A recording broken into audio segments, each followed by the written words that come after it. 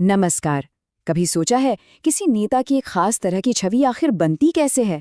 आज हम एक वायरल वीडियो में दिए गए तर्कों की पड़ताल करने वाले हैं, जो ठीक इसी बात का विश्लेषण करता है कि एक बड़े नेता की सार्वजनिक छवि को कैसे गढ़ा जाता है। तो वीडियो शुरू होता है एक बहुत ही दमदार दावे के साथ। एक तरफ तो फकीर वाली छवि यानी एकदम सादा जीवन, और दूसरी तरफ एक बहुत महंगी लाइफस्टाइल। ये वीडियो इसी विरोधाभास को सामने रखता है और यहीं से पूरे विश्लेषण की जमीन तैयार होती है। तो चलिए इस विश्लेषण को परत दर परत खोलकर देखते हैं। ये जो सोर्स वीडियो है वो प्रधानमंत्री नरेंद्र मोदी के इर्द गिर्द बने पर्सनालिटी कल्ट को समझने के लिए एक खास फ्रेमवर्क का इस्तेमाल करता है।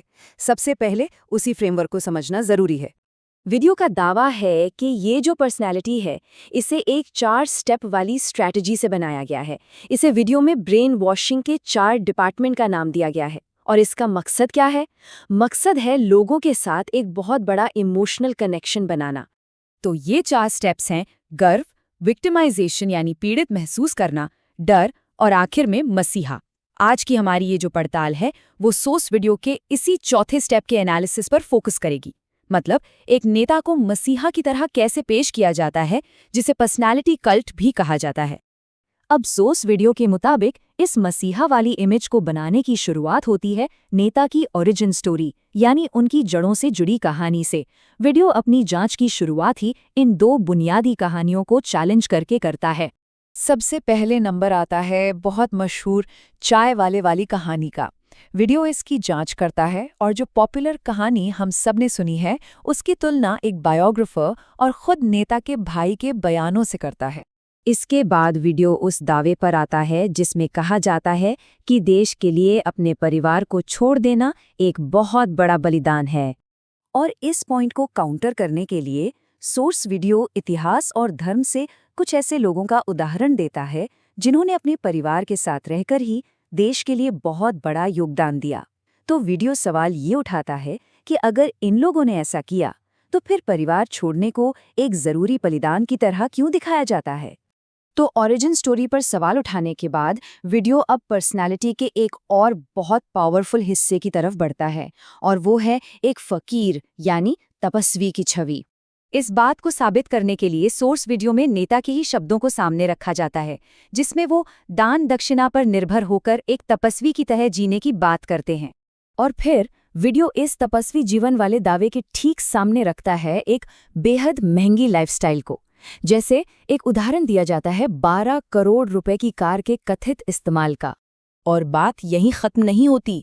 सोर्स वीडियो फकीर वाली कहानी पर सवाल उठाने के लिए एक के बाद एक कई और खास उदाहरण सामने रखता है, जैसे कि विदेश यात्राएं और तरह तरह के महंगे पहनावे। अब ये विश्लेषण एक ऐसे मोड़ पर पहुंचता है जिसे सोर्स वीडियो पर्सनालिटी कल्ट का सबसे ऊंचा लेवल मानता है, और वो है नेता का देवत्वकरण, मतलब उन्हें भगवान के बराबर बताना।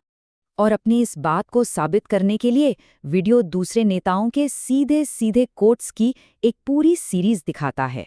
सोर्स का कहना है कि ये सिर्फ 1 या 2 बयान नहीं है, बल्कि ये एक पैटर्न है जो बार बार दोहराया जा रहा है, और वो भी अलग अलग नेताओं के जरिए। और ये पैटर्न पहुंचता है सीधे सीधे बड़ी बड़ी धार्मिक हस्तियों से तुलना करने तक, जैसा कि इस बयान में देखा जा सकता है।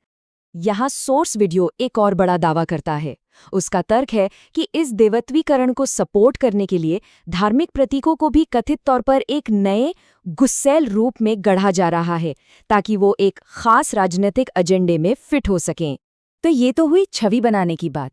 अब ये विश्लेषण उन तरीकों पर फोकस करता है जिनके बारे में सोर्स का दावा है कि उनका इस्तेमाल इस पर्सनालिटी कल्ट को घर घर तक पहुंचाने के लिए किया जाता है। इसमें सबसे पहली और बड़ी स्ट्रैटेजी जो सोर्स वीडियो बताता है वो है विज्ञापनों पर भारी भरकम खर्च। और इस कथित खर्च का नतीजा ये होता है कि नेता का चेहरा लगभग हर जगह नजर आने लगता है। इस स्ट्रैटेजी के पीछे की सोच को समझाने के लिए source video singer Jim Morrison के एक कोट का इस्तेमाल करता है, जिसका मीडिया पर कंट्रोल है उसका लोगों के दिमाग पर कंट्रोल है। और आखिर में वीडियो इस बात पे आता है कि ये जो पूरी छवि बनाई गई है अब उसका असर धीरे धीरे कम होने लगा है।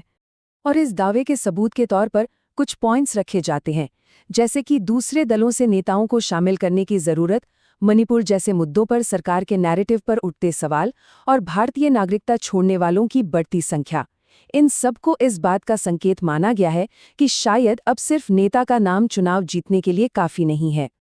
और वीडियो का अंत होता है एक कॉल टू एक्शन के साथ। वो अपने इस पूरे विश्लेषण को लोकतंत्र और संविधान को बचाने के एक मिशन का हिस्सा बताता है, जिसे वो झूठ और नफरत की फैक्ट्री कहता है उससे। तो सोर्स वीडियो के तर्कों की हमारी ये पड़ताल यहीं खत्म होती है और ये हमें एक आखिरी सवाल के साथ छोड़ जाती है।